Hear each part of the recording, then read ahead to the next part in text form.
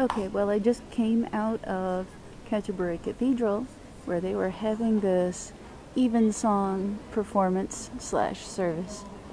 It was beautiful, and I've noticed this is a trend at now that I've been to three of these giant cathedrals in England, that they have these services in the late afternoon. You know, I think in London, I was in Westminster, and they had a service at like 5 on a Monday, and then York Minster had theirs at 5 o'clock, and it was on a Friday. And today it's Sunday, and they had theirs at 3:15, I guess maybe a little earlier in the day because it's Sunday. But that seems to be a big trend, and I strongly recommend it, having been to 3 of these services now in my stay here. And even if you're not a religious person or if you're not a Christian, there's still a good advantage and several reasons why this is a good opportunity to do a little interesting sightseeing that you don't just get at any other time of day. Well, first of all, you know, if you're going there late in the afternoon, you've already been looking around all over the city, and so by late afternoon your feet are probably tired. So you're ready to have a sit and just sort of relax and, you know, take a load off your feet for a little bit and listen to some pretty music. And secondly, you know, that was point 1. Point 2, the music was just beautiful. And you have to realize that this is a very large, cavernous, vacuous stone space inside. I mean, if it looks big from the outside, on the inside, it's freaking huge. It has great reverberation, great acoustics.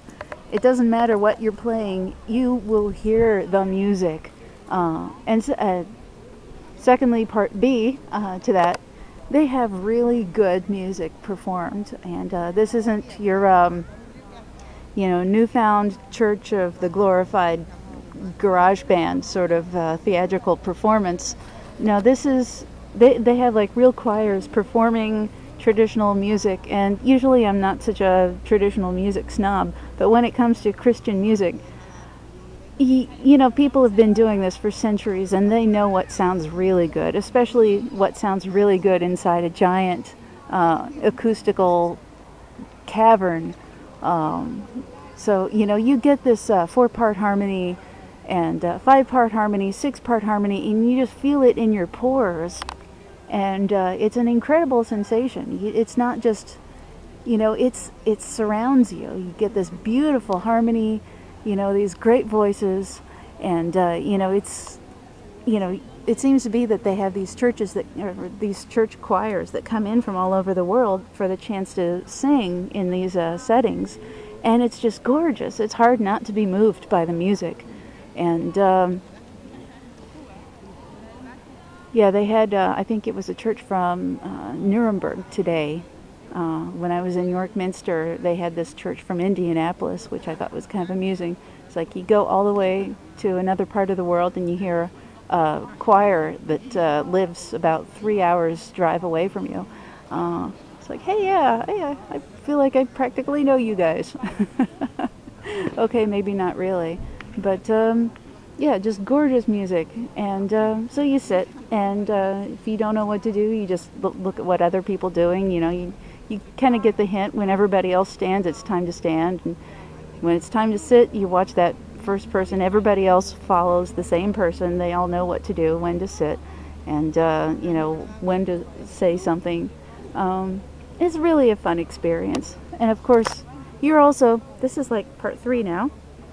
You know, while you're doing all this, while you're hearing this great music and taking a load off your feet after a long day of walking all over a city, you are also looking at a part of the church that seems to be closed off at every other time of day.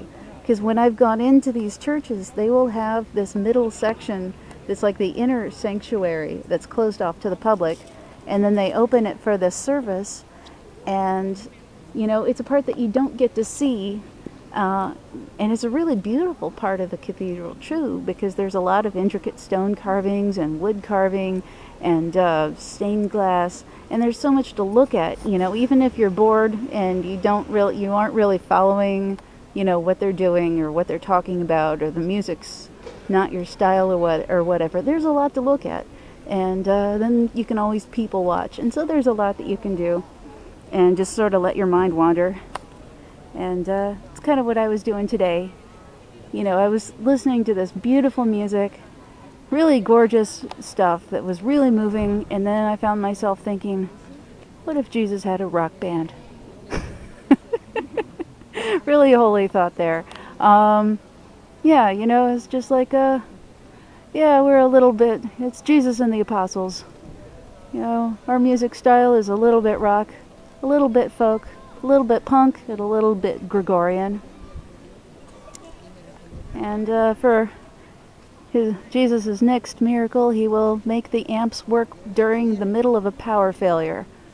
Yeah, that's the sort of stuff that crosses my mind. Anyway, time to wrap up this video. Anyway, long story short, if you get the chance to go see a giant cathedral when you're traveling around somewhere, see if you can find out ahead of time if they have one of these services. And if you can, try to time your day so that you can get into the church while they're having this service, or slightly before, so you can get in, because they don't let tourists sort of wander through there. They close it off. But if they ask you and say, hey, are you here for the evensong service? You say sure, and they hand you a program and they tell you where you can sit, and boom, you're in. So it's awesome. And you know, if you say that you're just here to sightsee, then they won't let you in there. So you go in, you sit through the service, and it's awesome.